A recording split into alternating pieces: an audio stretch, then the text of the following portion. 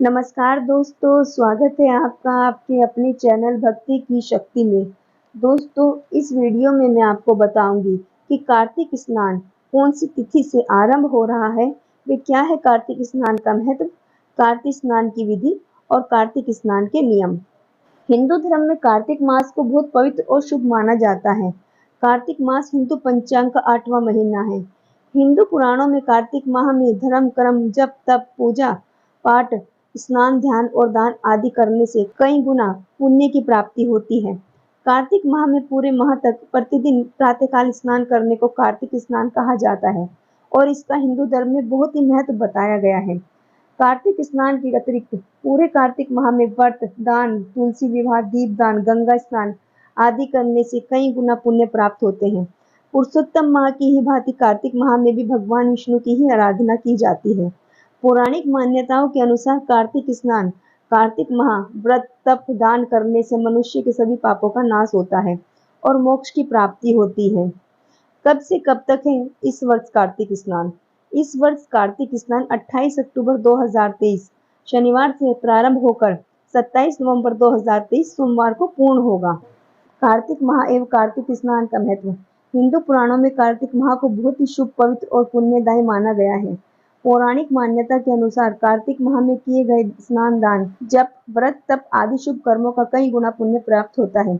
इन शुभ कर्मों के पालन से समस्त तीर्थ स्थानों की यात्रा के समान पुण्य प्राप्त होता है। कार्तिक स्नान का पुण्य सहस्त्र गंगा स्नान और सोहमा स्नान के समान है।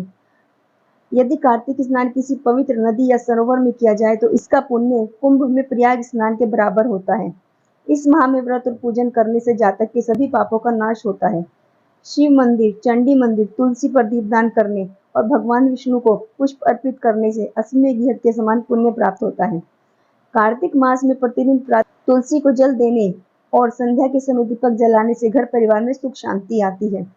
कार्तिक मास में पवित्र नदियों में प्रातःकाल स्नान करने से साधक को मोक्ष की प्राप्ति होती है। कार्तिक माह में जप तप करने से उसका पुण्य कई गुना होकर मिलता है। कार्तिक माह में मंत्र जाप का प्रभाव कई गुना बढ़कर प्राप्त होता है, इसलिए मंत्र सिद्धि के लिए यह समय सबसे उपयुक्त माना जाता है। कार्तिक माह में गायत्री मंत्र का जाप करने से जातक को सभी सांसारिक सुखों की प्राप्ति होती है।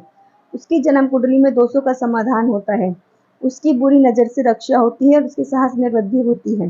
कार्तिक माह में भगवान विष्णु का पूजन करने से जातक को देवी लक्ष्मी की कृपा प्राप्त होती है। कार्तिक मास में प्रतिदिन श्री सूक्त का पाठ करने से साधक को लक्ष्मी माता की कृपा मिलती है। कार्तिक माह में भगवान शिव की आराधना करने और उनका जलाभिषेक करने से साधक दीर्घायु होता है और उसे आरोग्य की प्राप्ति होती है।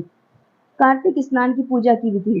प्रातःकाल सूर्योदय से पूर्व स्नान करें। हिंदू मान्यता के अनुसार कार्तिक स्नान के लिए वाराणसी प्रयाग अयोध्या मथुरा कुरुक्षेत्र काशी पुष्कर आदि पवित्र नदियों को शुभ माना जाता है, किंतु जो इन स्थानों पर नहीं जा सकते हैं वो रात भर मिट्टी या तांबे के बर्तन में रखे जल से स्नान करें और स्नान के समय 7 नदियों का स्मरण करें। मंदिर में जाकर श्री राधा गोविंद के दर्शन एवं पूजन करें। तुलसी जी को जल चढ़ाएं, पीपल पर जल चढ़ाएं और उनकी परिक्रमा करें। संध्या के समय भगवान विष्णु की पूजा करें, दीपक जलाएं, साथ में तुलसी जी पर दीपक जलाएं और उनकी पूजा करें। कार्तिक मास का व्रत करने वाले को पूरे दिन निराहार रहकर व्रत करना चाहिए और शाम के समय तारे निकलने के बाद उनको अर्घ्य देने के बाद ही भोजन करना चाहिए। ब्राह्मणों को भोजन कराएं, उन्हें दक्षिणा देकर संतुष्ट करें। कार्तिक मास में दान करने से उसका पुण्य सहस्त्र गुना अधिक हो जाता है। कार्तिक मास के अंतिम व्रत वाले दिन व्रत का उद्यापन करें। कार्तिक मास के व्रत के नियम। पूरे कार्तिक माह का व्रत करने वाले साधक को किसी दूसरे के घर का या फिर किसी दूसरे का दिया हुआ भोजन नहीं करना चाहिए। दिन भर निराहार रहकर व्रत करें और संध्या के समय तारों को अर्घ्य देकर एक ही समय भोजन करें। ब्रह्मचर्य का पालन करें। मन क्रम और वचन से शुद्ध आचरण करें। सात्विक जीवन जिए। रात्रि के समय भूमि पर ही सोएं।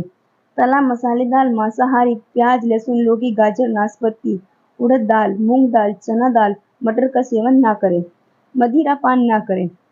पर निंद्रा चोरी असत्य क्रोध आदि से बचें। भोजन में गेहूं जौ मूंग दूध दही और घी का ही सेवन करें। ऐसा करने से जातक के सभी पापों का नाश हो जाता है। तो दोस्तों, यदि आपको इस वीडियो में दी हुई मेरी जानकारी पसंद आई हो तो आप मेरी इस वीडियो को लाइक करना, साथ ही साथ आप मेरे इस चैनल को सब्सक्राइब करना ना भूलें। धन्यवाद।